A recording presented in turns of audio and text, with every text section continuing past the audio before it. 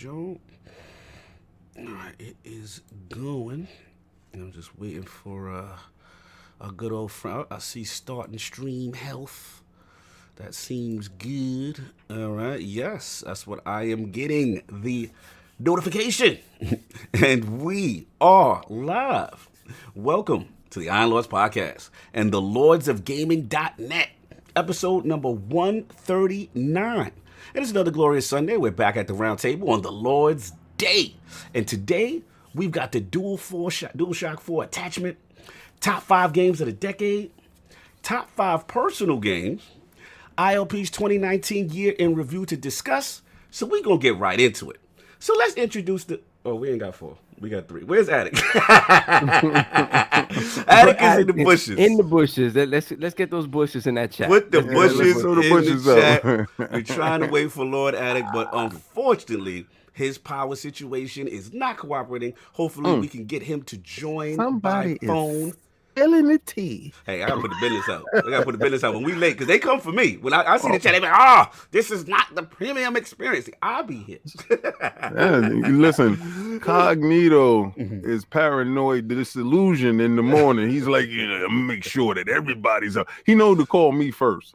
Yo, listen, man, what's up? I'm like, I'm good, man. I'm playing Destiny. Stop putting them on fraudulent bushes in there. We got real bush emojis, yo. Those are yeah, what is that? What is that? Not a go. The ice cream cone bush. I'm like, what is those? What are those? You got the spinach bush.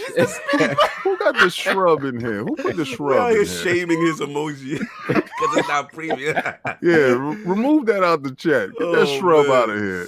So no co-host with the co-most just yet, but of course we have our most technical gaming lord, the solo gamer who lives for the single-player selfish experience, and also the Softstradamus, Mr. Offline Profile Illuminati and Lord Patreon of the Iron Bank, my man, Lord Sovereign. How you doing, sir? Let me get. Good morning, gentlemen. Good morning. Good morning. For the last time for quite some time. I'm not feeling that I have to give that up. 11 a.m. in the bushes. Stand up. Everybody stand up in the room. Yes. Go back to the glorious 1 p.m. where we can rest and sleep late on Saturday. Yes. How you doing, sir? Fresh off that Star Wars, we got that roundtable review up. We got that roundtable review up. Do yourselves a favor. Listen to the audio on that one. Shout out to the terrible video production that we did. Definitely, yeah. Shout out to iPick not cooperating with the lights, but please listen to our takes on Star Wars: The Rise of Skywalker. Total spoiler cast, and we definitely gave some thoughts on the movie. Definitely check that out. But yeah, man, I'm chilling. A little bit under the weather. Didn't play any games this week. I'm so mad at myself. I really wanted to play Plague Tale, but hopefully this coming week, especially Christmas Day, after all the festivities, I will sit down and play some games. No. Let me ask you this, off. You picking up anything? Because I had this conversation with Attic before, and it was just like with like Game Pass and everything. Like, remember how like it used to be Christmas sale, yo, Black Friday sale, yo. Mm-hmm. Like, I don't know. I found myself not picking up because I feel like, damn, I got everything, or it's in Game Pass, or it's in PS now. Who did that for you? Yeah. Let's put the who did that for you up in there to spoil Christmas for a lot of dudes. Same way. Honestly, like I stopped. It's like I said, my collection is literally a collection now. Like it's if I had physical copies of stuff, they'd be collecting dust. So it doesn't make any sense to keep purchasing stuff at launch unless I'm super excited to play at launch or something that we're going to be talking about. Like it just doesn't make any sense. I'm not buying anything just to talk about it. So I mean, funny, I was thinking about this like when the Series X launches in November, we're assuming.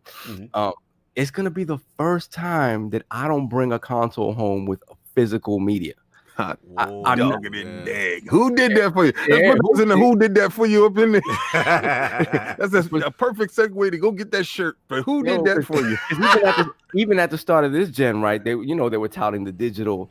I didn't trust them. I said, I don't know, man. I'm gonna come home day one and not gonna be able to download my games. So I said, let me buy physical copies. And, so I bought Rise, I bought Dead Rising 3, I bought Assassin's Creed, I bought all of that.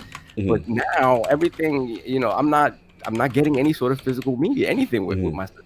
So it's crazy, man. Yeah, man. Things It's a have different definitely changed. Yeah, man. Shout out to Lord Wayhick, aka Mahmoud, for lordsgaming.net in the chat. First I see them in a bit. Salute, man. Seeing some names up in there. So yeah, that's been pretty much it, right? So I'm just trying to get back in track after the holidays. Then hopefully with the time off, you get your gaming on. A little bit, man. A little No doubt. And of course, we have the incredible Hulk of this, aka the Excess Gamer. Ooh. The Lord of Combat Sports. King of the Statues. Ninja Turtles is fire, by the way. I got to interrupt. Like, woo! Who demands nothing less than that premium experience. It is the leader of the Fraud Alert movement. Ooh. Beloved Lord King. How you doing, sir? First of all, I want to wish everyone a happy winter solstice. Yes, baby. Stand up and soak in all that sun, get all that good energy. Let's bring it back to the basics, baby. It's the start of a new year's about to happen. And There's some color in the chat for you, sir. Oh, yes, that's what's up. I'm trying to read the glasses right now. We're in glasses mode, Saturday night. Yeah. All right, so let me get that there. Actually, Saul, you get that for me, Saul. Get that for us, Saul. Shout out to Stitch6669 with a $5 super chat. That is why I think Series X will have a version with no disk drive. Yeah. Multiple who did that for you emojis follow. That's right. That's what it is. All right, so first of all, let's get to that combat talk real quick. Woo! Oh boy, did y'all catch that combat talk? All those combatians. Let's get to that combat talk. Let's talk about it, baby. All right, so we had Jacobs versus Chavez Jr. And what I want to say is boxing is not like football or baseball. You don't play boxing.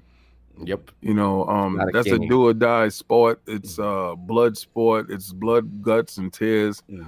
And my heart goes out to Cesar Chavez Jr. If people don't know, on Saturday he had a fight with Danny Jacobs. Leading up to the fight, Chavez didn't want to take a drug test going into the fight. He didn't make weight. He had to give up $1 million of his purse to Danny Jacobs, and Danny Jacobs still took the fight.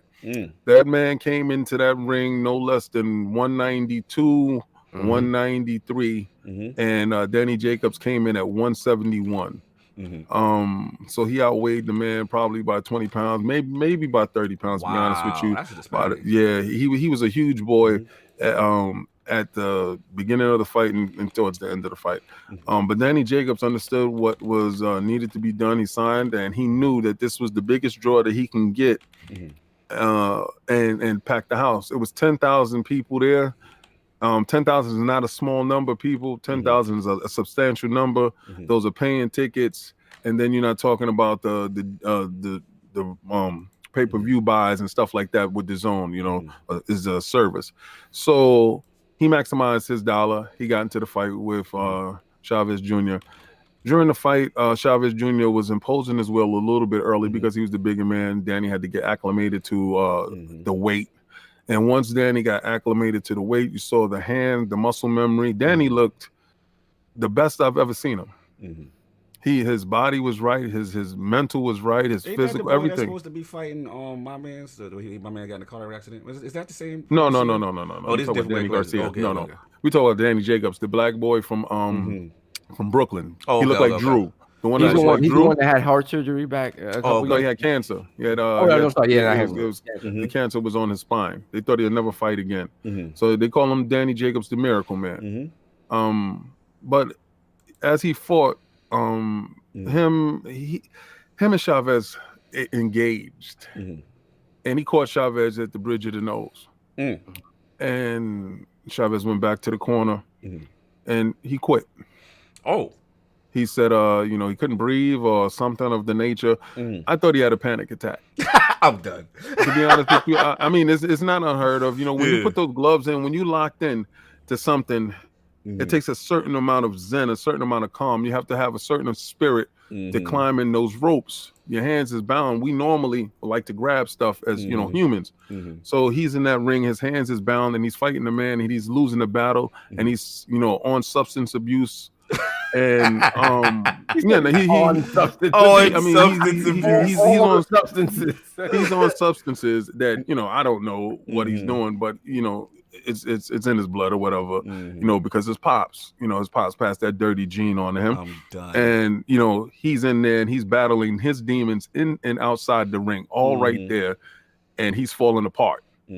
Now, instead of his pops hitting the ropes and getting up there and hugging his boy, because his pops quit too. We both watched him quit when his pops quit against Oscar De La Hoya. So don't act like, sir, like you didn't have a moment when your head got split. You quit too. You ain't want no more of that smoke. Or when you tried to quit against Sweepy when he was beating your brakes off and he hit you low and you was trying to quit then. Or when you had your substance abuse problems. Listen, man. I seen Creed, and it just took me back to that moment in Creed where he was disappointed with his son, and they had a moment when the moms left out and he had to hold the boy. My heart goes out to him because he's battling so much, and I really hope he gets the help that he needs because there's so much pressure on that kid. It's like a movie. What happened in this fight? Like, the people came in the ring was crying. Like, this sounds like a saga. This is like it's season 2 or something happened. It is like the entire arc of this kid's career. Like he could never live up to the legacy of his father as much as he tried. And that's how that haunted him. That's haunted him, and then to the point where he's to his own. He's contributed to his own undoing just because as a result of that, he's not the type of person that's pushed to go above and beyond it. He can do it for a little bit, but he can't sustain it. And then it also overall it's become a burden during his entire life where he can't get out of that shadow and he feels that he to be real with y'all, not to divert, I just think it's a mistake for like it's like being Michael Jordan and LeBron's son. It's a mistake for you to go into your father's foot. Like, stay out of your father is the GOAT at what he did. You're always gonna be comparable. Don't you think as a child, as a son, you want to emulate your father? Yeah, I think when you're younger, you want to emulate, but there comes a point your skill. I mean, there's those rare cases where what I'm saying. I never seen the case where there was a great father with a great kid. You know what? I will say, like Steph Curry is an example. Like he became greater than his father. Like Steph Curry's father was not nice like that. No, Steph Curry. Come on. Steph Curry. I mean, he was in the corner 3 short, but he was wet with it. He was wet, right? You know what I'm saying? Yeah. But you're right. He wasn't the superstar. Like, that's one of the rare instances where I see the son just surpass. You know what I'm saying? Right. But for the most part, you know. I've never seen a superstar, like a GOAT level player or athlete have, you know what I'm saying, like a son that is like, okay, you know what I'm saying? I've never seen. I think it's too much, you know what I'm saying? You've had good players that have superstar sons like Ken all right, Griffey, Dizzy got me with that one. He said Griffey and Griffey Jr. Okay, I can dig that one. Sorry, I was about to say that, and Griffey. I can dig that Griffey Senior was not GOAT level. But he wasn't GOAT level. This is what we're not saying good players that have great kids. Yeah. We're talking about great players. I'm talking about them guys. Yeah, no, your kid is not going to surpass. It hasn't happened. Let's read this real quick and let me get to the next fight. Dirty D 82 with $5 super chat. Winter solstice means a little over 4 hours of light per day here. Hashtag bring back the sun. Keep up the great work and happy holidays. Salute, Lord Dirty. I believe my Canadian brother out there. What's the temperature? Put the temperature. Your temperature is always crazy, Dirty D. I need to know what's going on out there. Usually it's like negative 20 something. So I need to know what's happening.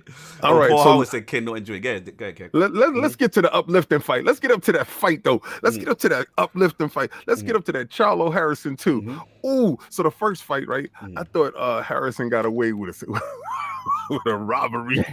I thought old boy got away. When he won, he looked like a bank robber. He had everything but the mask on, baby. It was so good. So leading up to that, they was trying to get that run back, right? So they were supposed to fight in June. So Tony Harrison, in his little mind, he thought, okay, if I fake an injury, right, they're gonna he gonna fight, he gonna have that day, and he's not gonna be ready to fight, and then I'm gonna get a fight in, and then then I get him the run back. No, what happened was Charlo fought on the day that they were supposed to fight, knocked the dude clean out, and they held Tony back to fight. To fight over. Right, so you gonna have to fight Charlo. Wow. So leading up to it, if he didn't sound like Ken, shout out to Ken Tang. Yes, sir. No lies. He sounded like Ken so bad. Yo, you know what a dude running his mouth. He's nice, but he ain't great. Yeah, but his mouth is nice. Yeah, he want his mouth to scare you. So he kept trying to scare Charlo, and I said, okay. So they got to the weigh-in, and at the weigh-in, and they talking to Charlo like, I'm gonna put on you. And then Tony smacked his hand. So what I saw was Tony trying to get out of the fight. Right, so I was like, you think if you smack his hand, he gonna swing on you, and then you gonna be like, no, I can't go further, So they gave Charlo a hug, and then they got into the ring. Now is when you in the ring. Second round, Charlo caught him on the bridge of the nose, try to break his forehead open. Tony goes down. Tony gets up, has a good accountability to his Sovereign understand. Tony Sovereign was telling me Tony was kind of working him a little bit there. It's like he woke him up with that knockdown. Like he was like, hold on, what happened? It's real now. Yeah, it was real to that 11th round. If you look at Combat Talk, I was one round off. I said it was going to be a TKO. He proceeded to put them hits on him, hitting him with them Thurzine punches. Hilarious. I love the way his head was snapping back. So he snapped his head back so good that at the end of the fight, Tony just stood there with the towel on his head with his mouth all closed because he had no more junk to talk about. It was a wrap. Shut your mouth. So I love the fact that Charlo got his belt back. And Tony Harrison is in the bushes. That's what's up. You already know. So that was the boxing chat. Real quick, Saab, I know we going along with the combat. I know the rep gets upset. R.I.P. Frankie. The Korean zombie just absolutely destroyed Frankie. I love Frankie, but Frankie's taking a lot of hits to the face. It's too much. And you can tell like your chin is just not the same. Yeah, and Korean Zombie just absolutely demolished him. I think the decline for me was the Ortega fight.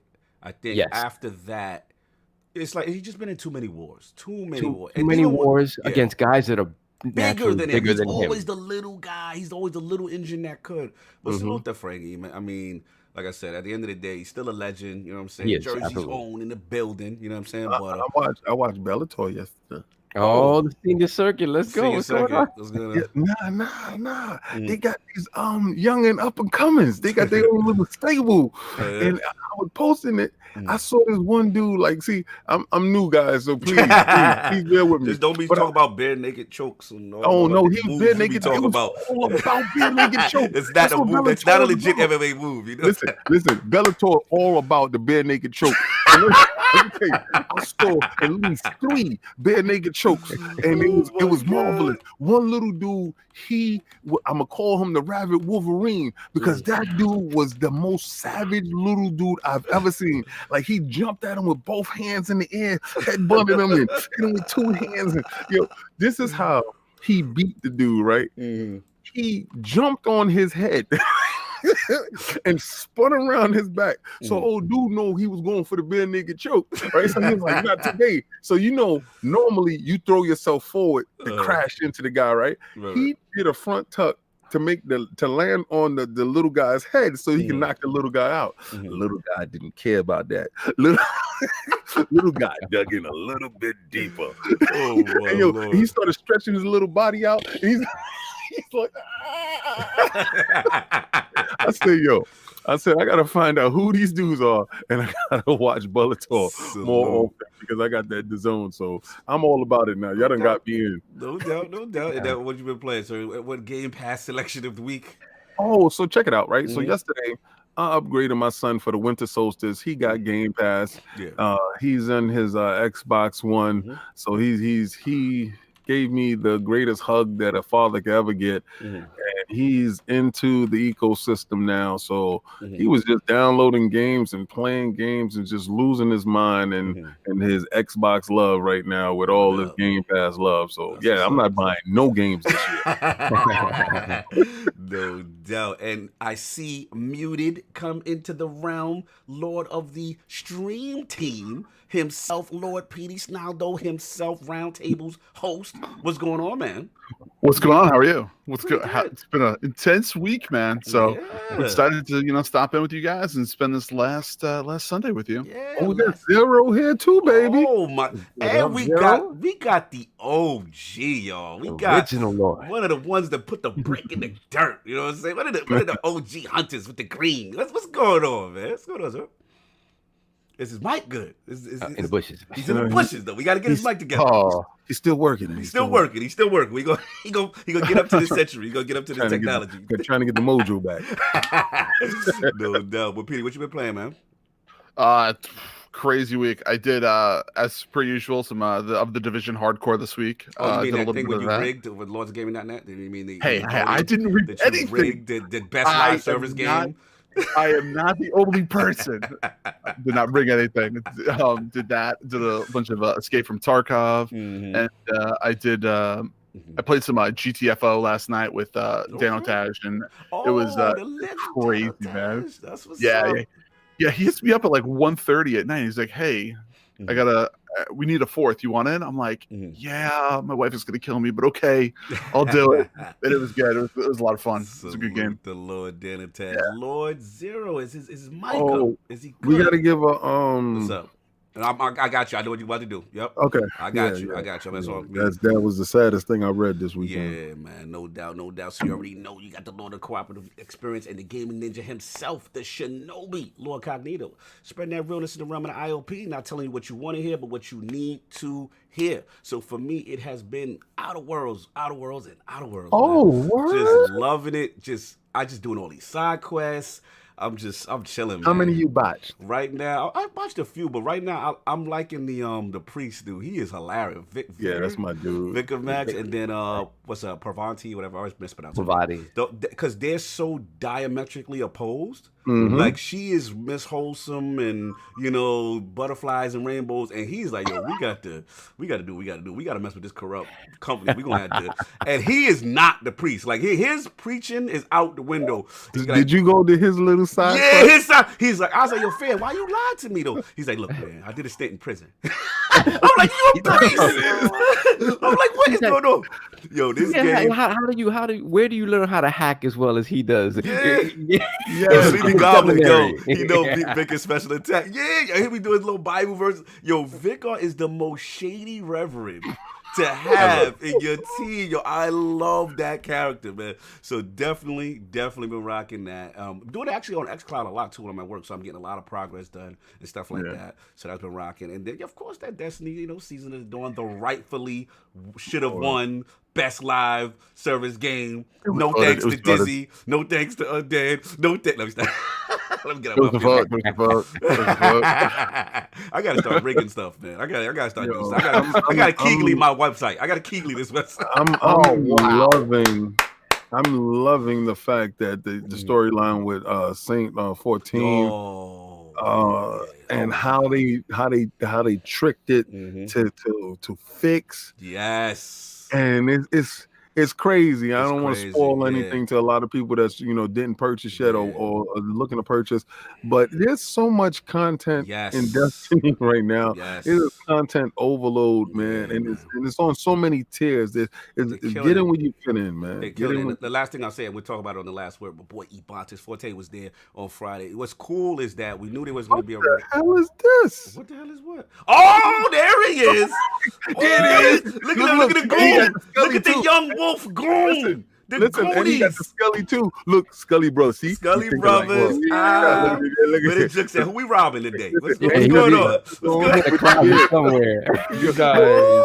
White King. You're White King.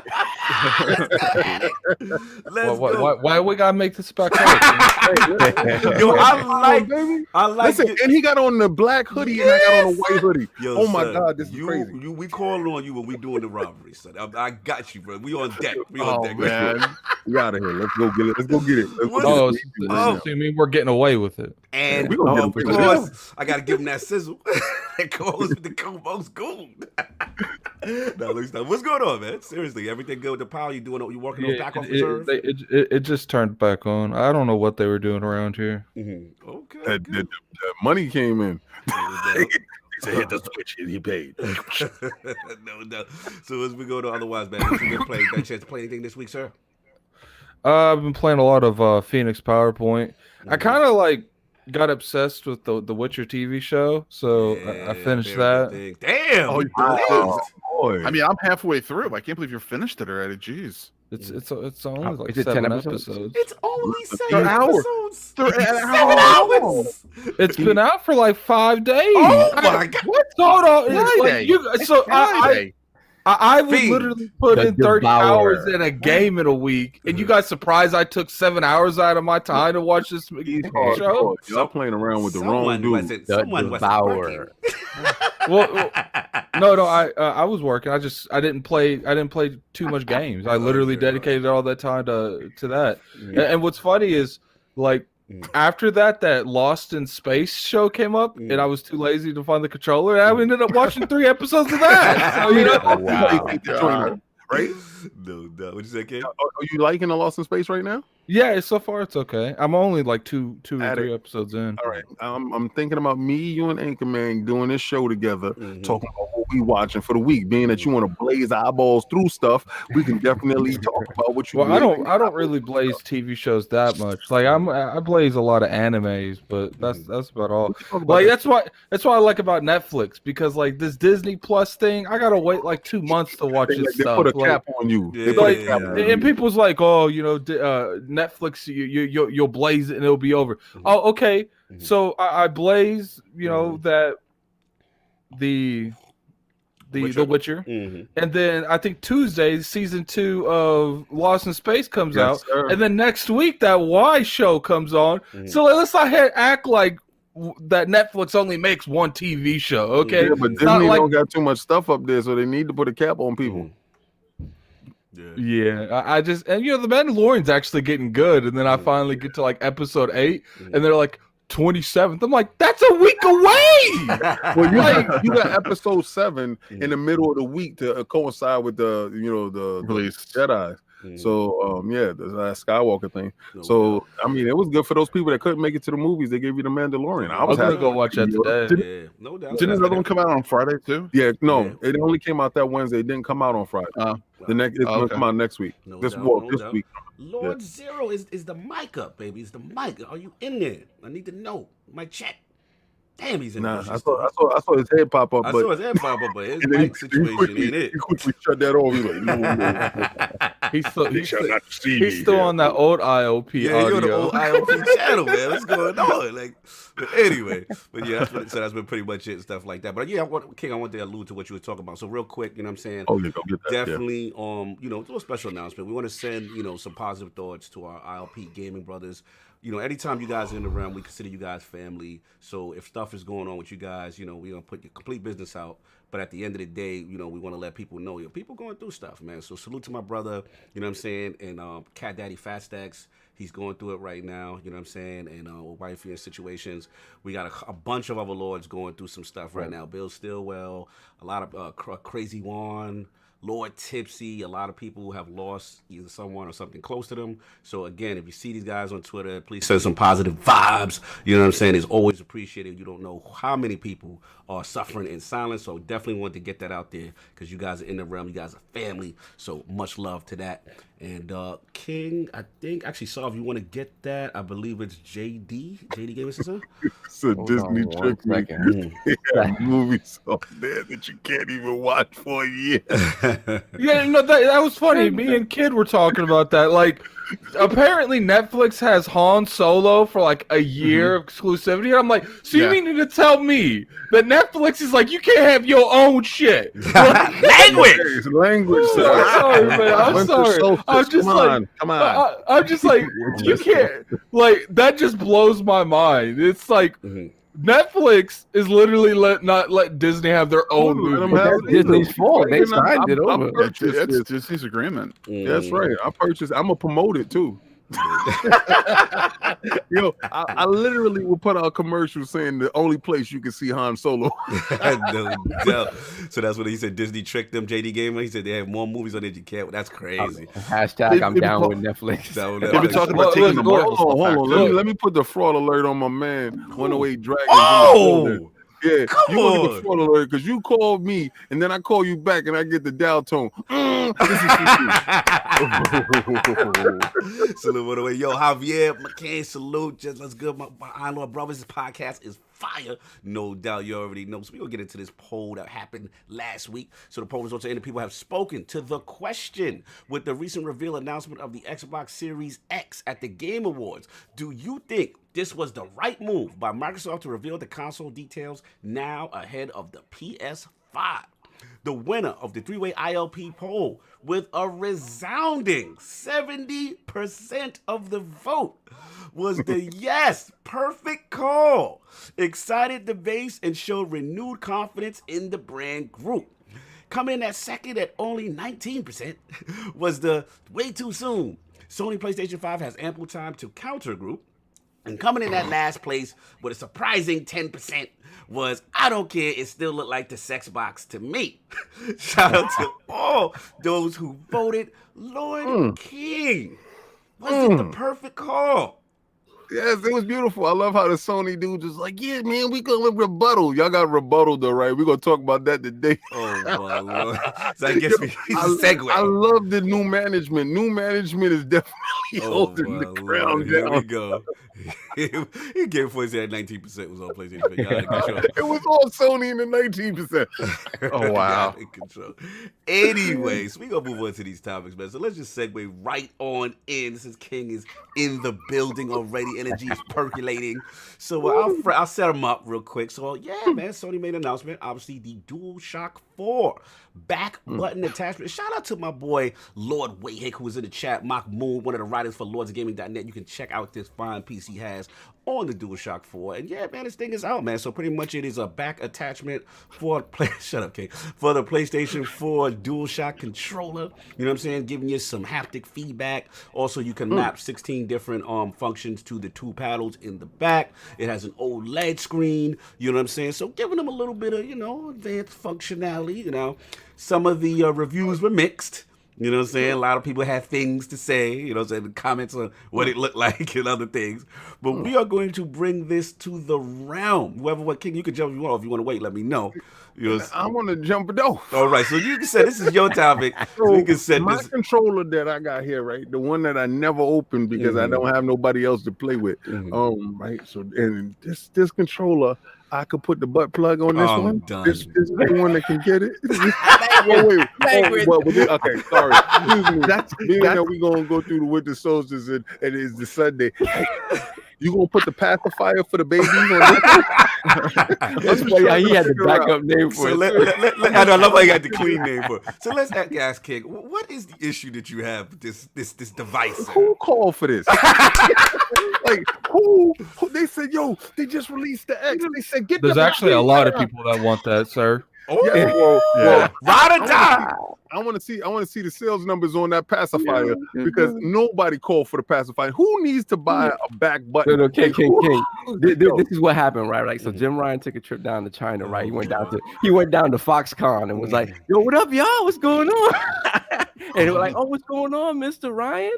We over here getting ready to make this PS5." And he's like, "Oh, word? PS5? What up with them Vitas over there, though?" We're like, "What do you mean? You canceled the Vita? There's no more Vita." "Yeah, but what up with them OLEDs? What are we gonna do with them OLED screens?" So it's like, you guys have any ideas for these OLED screens? And then all of a sudden, from the back of the assembly line, you have Calvin to come out from the back of the assembly line, right? And Calvin's like, "Well, sir, I have an idea." It's like, "Tell me, Calvin." He's like, well, maybe we can use the OLED screens. Are you saying we can use the OLED screens to like replace that whack touchpad in the front of the DualShock? That's great.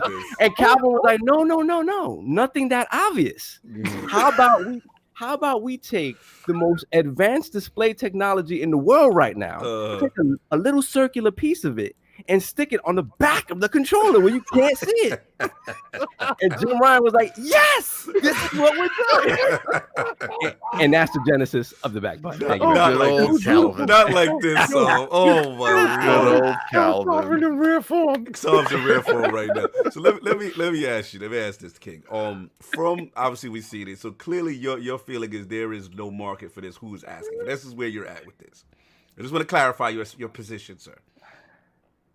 King, me? Yeah, King. Oh, Yeah. ain't nobody calling for the butt plug. Nobody wants this.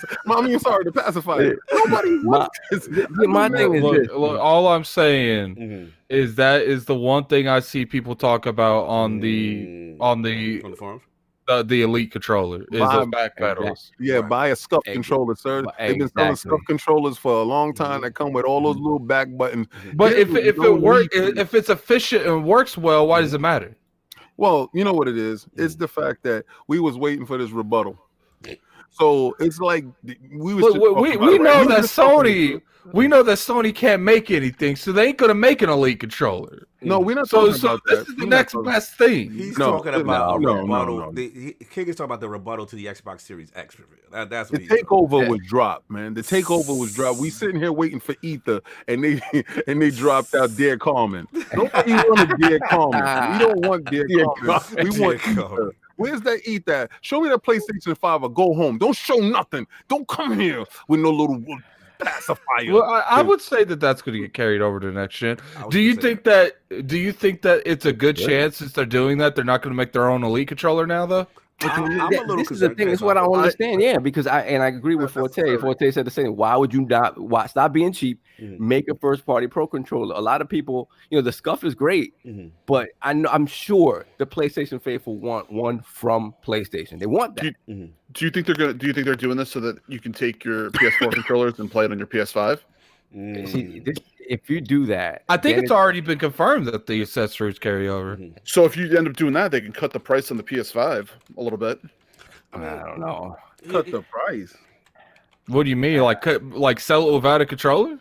Well, yeah. So if they have an option, sell it without a controller. man. No, they would They never don't do know. that. They would never do Can't do that. That would be absolutely ludicrous. Look, Sony, do that! Please, Sony, do that! Do not do that, Jim Ryan. Jim Ryan, stop it. Just stop it. Look, I mean, Calvin came up with another idea. Like, How about we right. sell a nice new system with no controllers?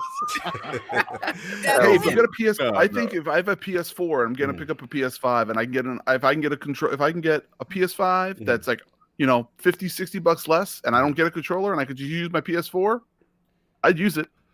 yeah, But I mean, I okay, what? don't know, Go ahead, man. King. You listen. I'm about to jump- I just think it's assumed that either you absorb the price of that controller in that initial packaging, or it's part of it. Like you somewhere.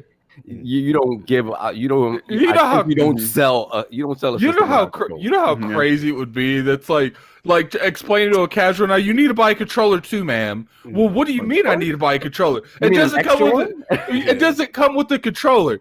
Do you mean an extra one? Yeah. No, I mean one entirely. I can't see no way. No, PS5 they get launch. roasted Yeah, they to would the get killed for that. yeah. I mean, But look, you know what I do think? You know what would be funny? You know what would even be more funny? The fanboys defending that. Like, Oh hell. What I do think is, if you Sony fans don't go out and purchase this pacifier, if you don't, then I think that dictates how they go forward with the controller. Are they going to use the buttons or not? If it is what type of controller you might get with the PlayStation 5. I think that's going to be held up with the sales figures of this, because if it's warranted, if it sells enough, let's say it sells at least 2 to 3 million, right? Let's just say some outrageous number. Then Sony sees the market that people want this. Maybe you might get an Elite That's what I was just controller. about to say. Doesn't it feel like they testing the waters in the Elite controller space? Because they really haven't been in. Let's get these super chats. I'll get Dirty D, Addict. You'll get JD. I got Lord Dirty D says Sony sold you a console with no power cords. So which Sony system came? Yeah, what was that?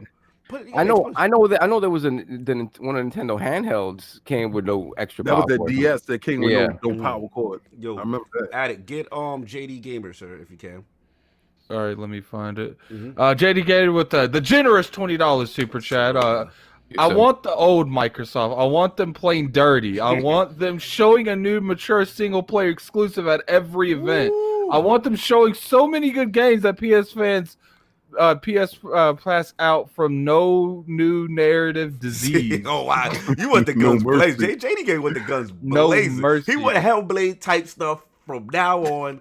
All day, every day. That's what he wants. Every show. AKA, he wants them to aim for the jugular. I see what listen, man. And I say, God bless that. Shout out to Christopher Hart with his petty. There was an Xbox with no disc drive. Yo, he said he getting. Christopher Hart said he getting the pacifier because it look late. I know you buying the pacifier. Look, I'll jump in, but man. is it called the pacifier for you? Oh my Lord, I'm done. Yeah, Chris, I'm going for the juggler. I'm going for the juggler, Chris. You know, I like them jumping into space. I mean, I'm with King though. I don't know who this is for. I don't know necessarily, but you know, the functionality, the programmable pad, that part is cool. To me, Sov, don't you think like this might be like a prelude to the PS5 controller design? Well, yeah, I think so. Obviously, right? It's a prelude to what I'm assuming and hoping is changes they've made to the design. But from everything we've seen, like we did see a little bit of what people assume is a PS5 controller with the dev kits, and it looked largely the same, and there weren't any other differentiating factors. So maybe they're holding that close to the chest, and there are major I want that differences. OLED in the front. I'm telling you, if this works efficiently and it works good, people want this. There's a market for this. There's a market for it. I mean, let's be real. In fairness, you know, Xbox. How many people have I seen talk about an Elite controller? Like, and that's literally the highlight of the entire controller. Right, let's be real. Those back pedals. Right, Attic. When that dropped, Not people were mine. like, it was very high price product. Is there a market for this Elite controller? And then they did well. I mean, we had they're like, look, we ain't gonna spend the money to make all of that. But do you think We'll really give the you the back pedals? pedals. The back pedals, I think, were more for like competitive gamers. I don't even know competitive gamers use them. See, that's where me and you in agreement. A lot of competitive gamers use They them. A lot of use them the do. paddles. No, the A paddles. lot of them do.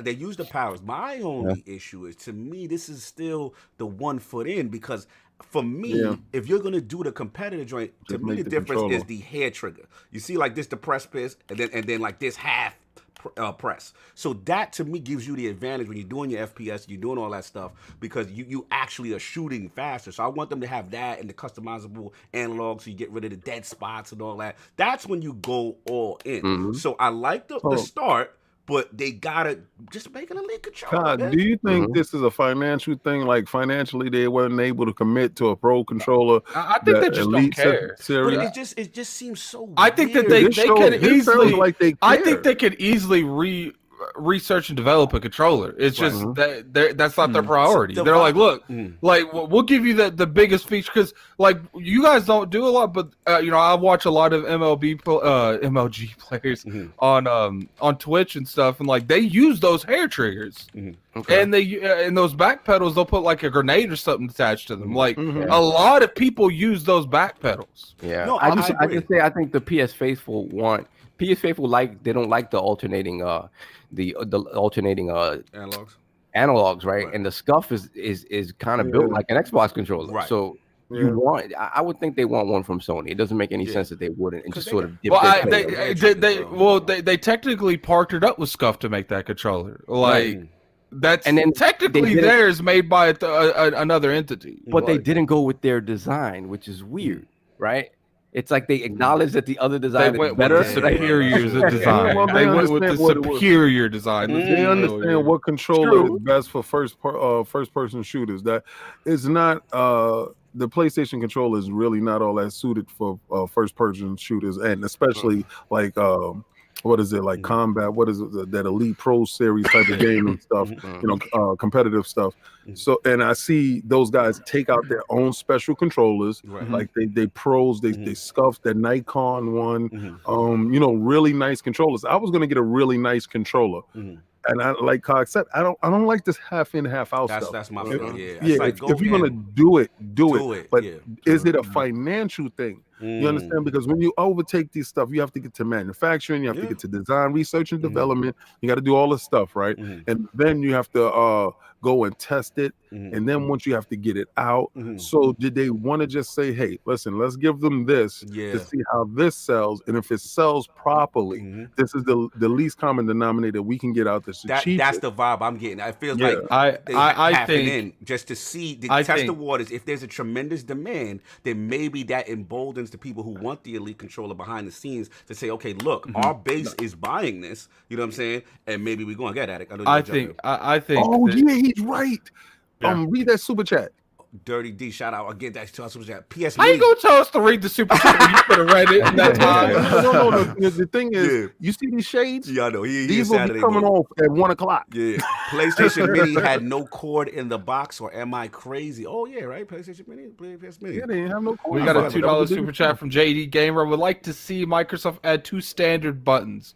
Look, at the end of the day, I don't even think this is necessarily like a financial thing. The SCUF controller could sell like crazy, and I don't think they're gonna make their own. So then why do you feel they made this? That's my question. Like, what do you think was the thought process when they just saw it? They just saw the easy cash out. But do you think that they sat there with metrics and said, someone had to convince this in front of a board, right? And say, look, we're gonna put this up. Like, what do you think was the pitch? Like, I don't like to the board. Like, that's what I'm trying to figure out. Sovereign already gave you the pitch. Yeah, Saul gave us his pitch. We know about that. That was awesome. That was the biggest thing the Elite controller had was those back pedals. So they're like, let's just make an add-on for the current controller we currently have. Yeah. Because there's really, if their mindset. That's not the biggest thing for the Elite controller, though. That is the biggest thing I see people use on those Elite controllers. No, they don't. They change the nubs. There's too many things that go on with the Elite controller. Like, you can sit there and tweak your controller any way that you like. And I get in there and I work my controller, pause. But you can't really say the back buttons is the main feature. No, they have a feature of back buttons, but I put elevated the sticks, the elevated sticks, and I put the round tips at the end. Pause. And so it's not like how you saying it. Like, oh, the back buttons is the Elite controller. No, it's way too complicated just for that. That's not. It won't be summed up that small. No, those little back buttons. That's some throwaway crap that they threw in there for some back buttons. I think the PlayStation fan deserves a pro controller to stand next to an Elite controller. I would love them to have one in that official space. Let me just ask Petey one question before we go. Like, what do you think was the sales pitch, Pete? Like, where are you at with them? Like, kind of testing the water, or like, where are you at with this? I think there was a bunch of different things. I think that, yes, they were testing the waters. Yes, I think they're trying to give people. I really think that with the Series X coming out and them announcing it, I think PlayStation is at the point now where they're like, all right, well, we're going to have to figure out where we can save some money, because I think they're going to have to drop the price, like you guys were saying, down so that they can eliminate the lesser of the two options, which would be the what's it called, the Anaconda. Right.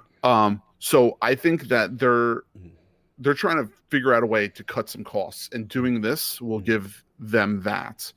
So the people are trying to make the PS5 cheaper. So let me ask you this. It's the only way. So you still think they're going to take the controller out?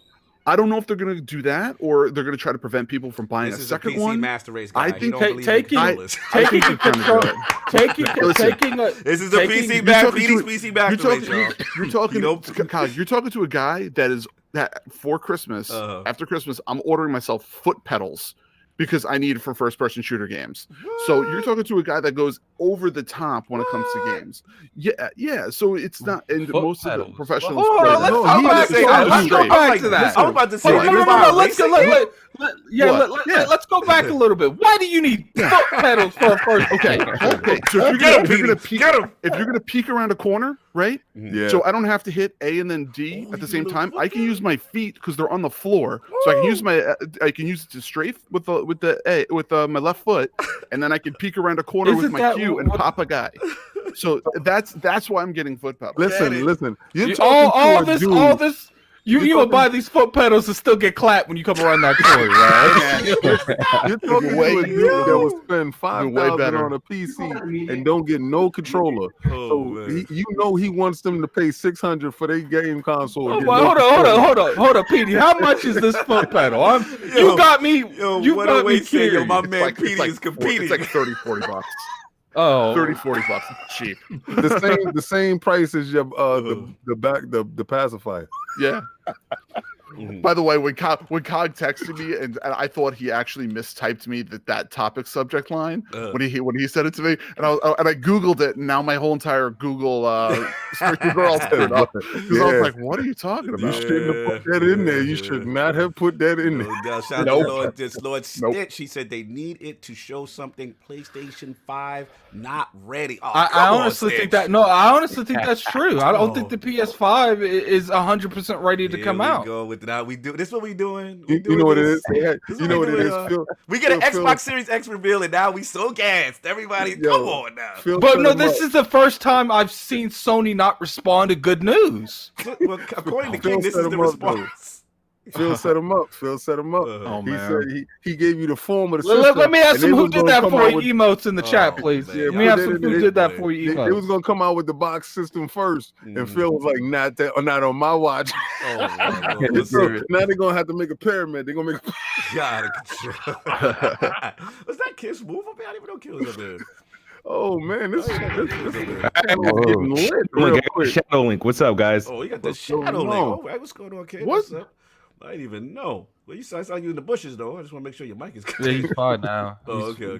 First light. No, I'm pressing like mute and unmute because the TV's behind me, so I don't want it to interfere the podcast. Oh, no, My it's all bad. good. It's all good. Shout out to Lord Tipsy in the chat, brother. We shout you out for your loss, man. I see you in there. Good to see you, brother. You know what I'm saying? But yeah, man. So yeah, Kid, you want me with that? Thank you, sir.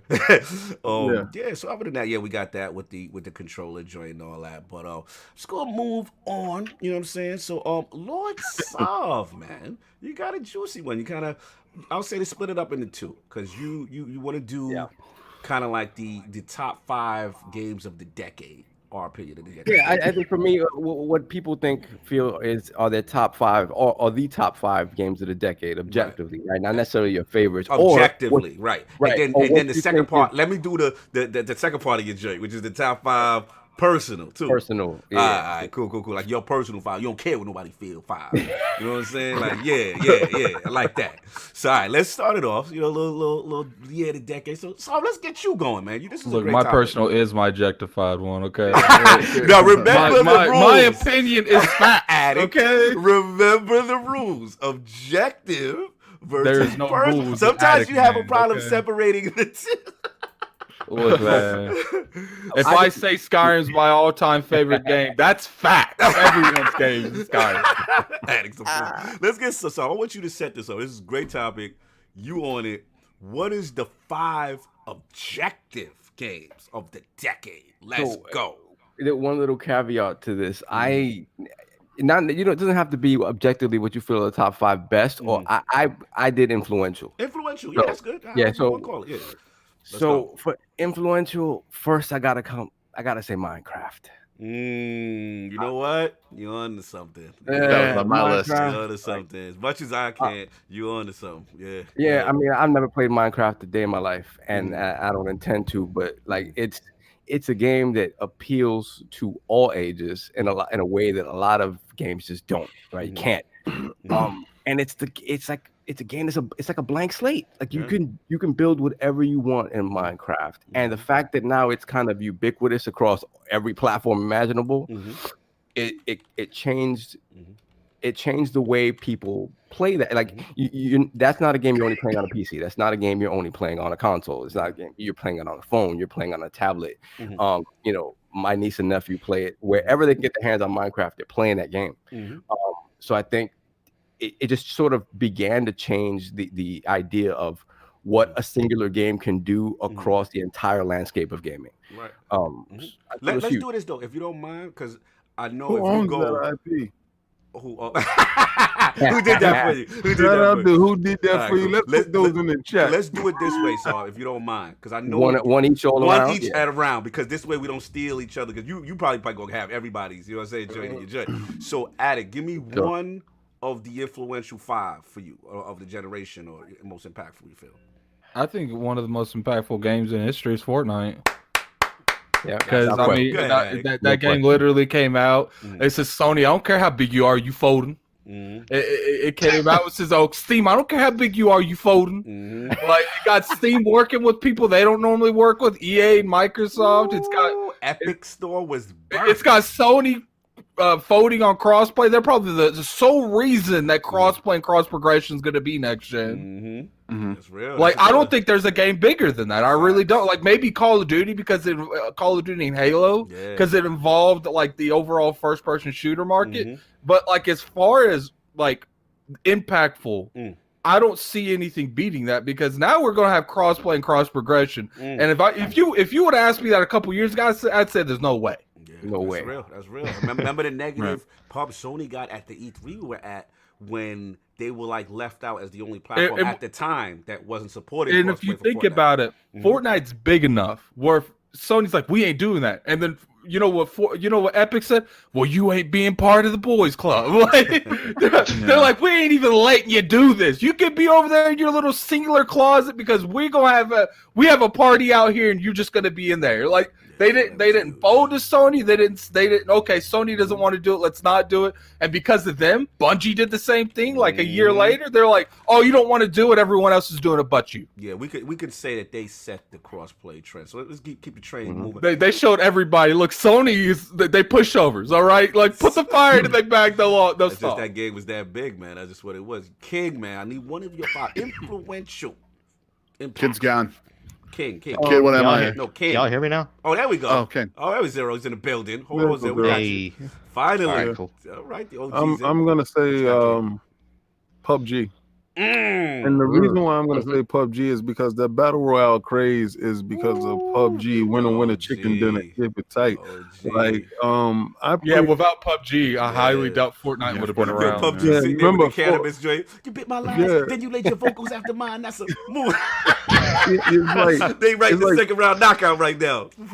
Fortnite was a totally different game before PUBG. It was just a PvE joint. You know, it was do the history, King. School of Youth. Yeah, what it was.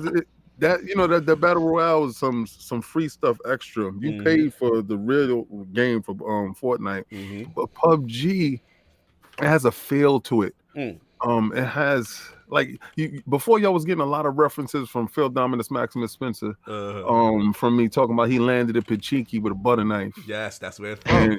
And he what's Pachinki? I'm like, PUBG. Yeah, like if you ain't played PUBG, nobody goes to Pachinki unless you that dude. And it has a feeling. It made me feel like how I first played Mario. Like, when you play some game, like when you first played Castlevania, like that feeling of the game, it has it. And not all games get this feeling. It's like, once in a little generation, a game will come across and it touch you in such a way. Pause. Like, everybody get the you definitely had to pause that. Yeah, I knew you was on that pause, so I had to put you to the side. I was gonna you know how to interrupt the whole podcast to get that pause. Yeah, I was watching you. Not gonna happen, buddy. No. All right. So, but I saw it was a phenomenon. Yeah. And I wanted to know what I hate to jump in because you really nailing some. I wanted, like, PUBG made me want to know, what is this battle royale? Why are people going crazy? And then when you played it, you like, I get it now. Like that tension with the final 4 or 5 people out of 100 is kind of good. That adrenaline rush. Yes, especially if the circle goes on one building and there's like at least a team in there, and you're just they gotta jump out, and you just sitting there picking them off, pick, pack, poop, pack, and it's just. I felt that it made me fear for my life. Yeah. like literally, I'm playing this game and I'm looking around my living room and I'm like, and I get in the house and I'm like, is there any guns in here? Is there anything I need? Is there a scope? Does anybody have a scope? There's 2 dudes down the block. Oh man, I see somebody move. Like, oh, he got Billy. Billy. And when your man Mike go dead and he get popped. Yes. and then you gotta go over there while he ravaging his body, and they picking through his stuff. Yo, they got his arcade. They got it. You man, shoot him in the head. No, man, they will know that we are here, and we're not prepared for this Yo, fight. he doing a lot of slander in the chat though. Dizzy said PUBG got outdone by the competitors. Just saying. Yo, Antonio nice. Lees, yo, PUBG was so good. It's so well being a 20 frames per second. No, game. regardless where PUBG is today, King's right. If it wasn't for PUBG, Fortnite wouldn't have happened. I gotta give and King without beautiful Fortnite, thing. everything wouldn't have changes. happened. Yeah, it's a cyclical trade. So we got King to PUBG. Let's get my man Lord Zero who have arrived. I need one of your 5 influential. Oh, he's got the old. You know what I'm saying? Yeah, he got the classic. The old icon. That's right. One of the founding fathers. One of the people put the brick in Iron Lord podcast. Let's go.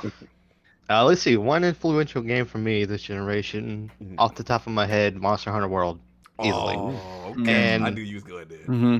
Yeah, the big reason for that is because Capcom with that one game showed if you care about a game and you put time into it and invest in it, you can make a game that's not typically on platforms, usually handheld and mobile, and make it this big success by just making it a good game. And I think there needs to be more examples of that because, I mean, nowadays we get plenty of games that aren't finished or feel empty or lackluster. They try to piecemeal you stuff afterward, and Monster Hunter didn't do that. It came out as a complete game with lots of content, with a very expansive world that felt alive. Granted, when it released, it had a whole bunch of issues, especially with multiplayer and connection and whatnot, but they fixed that. That's But a good one, man.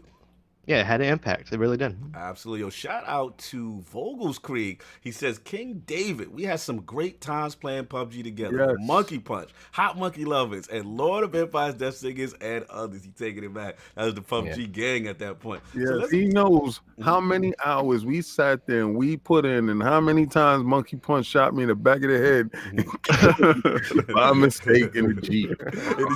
Kill your man. So, Lord Snalydo, man, I need one of your influential games of the decade. Division 2. So Here no, it come. the vote rate. whoa! This is actually probably something you would never expected from me. Oh, you talking about the? If you say the Destiny Killer Division, I might have to leave. I'm not saying any. Let him rock. Wow, you guys instantly thought I was going to go We first think very person low of shooter. you. I We love think it. very low. Thanks. I'm actually going to Definitely say not a first-person shooter. It's almost got like they did 2 things which I thought was very, very interesting for this past decade. The Assassin's Creed series, because they introduced open world, because they had the first real open world experience with Black Flag.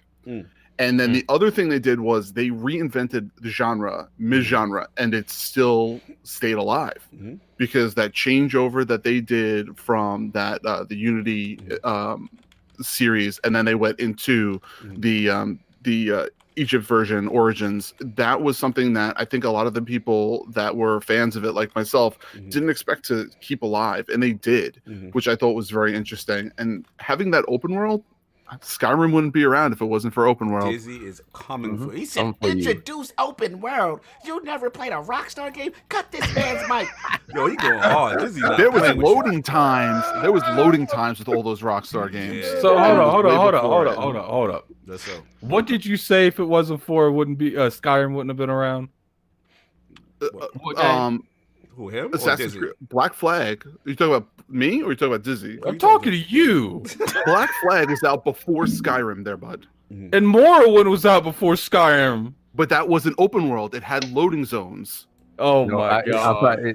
I think Black Flag was out in 2013. Look, can I have 2013. can I have some into the bushes for PD here, man? We got to put him somewhere with this. But that's his game, though. Like we To can't put him say in it the bushes. spawned Skyrim? No, but listen. Okay. Skyrim was 2011 and was Black that Flag was supposed 2012. 2012. Why they were that close? All right. So okay. All right. No, sorry, 2013. Let's calm down. Let's welcome back off the ledge. Right? But at the same Nah, I've already token- pushed him to the ledge. He's already fallen. Listen, at the same token, this is his most influential game.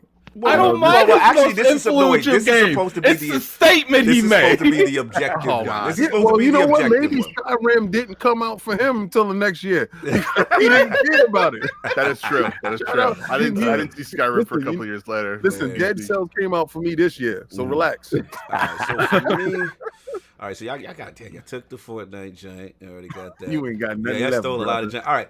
You Oh, know come what? on. You got the No, I got- obvious one, Cog, for you. No, but I'm not Yeah. going there. I'm gonna surprise you. I'm not going there. I'm not Well, going there. Destiny I'm 4? not going there. I'm not going there. I'm not going there. I'm not going there. You got the advanced Listen, copy. I got everything. I got everything. I can easily pull that card.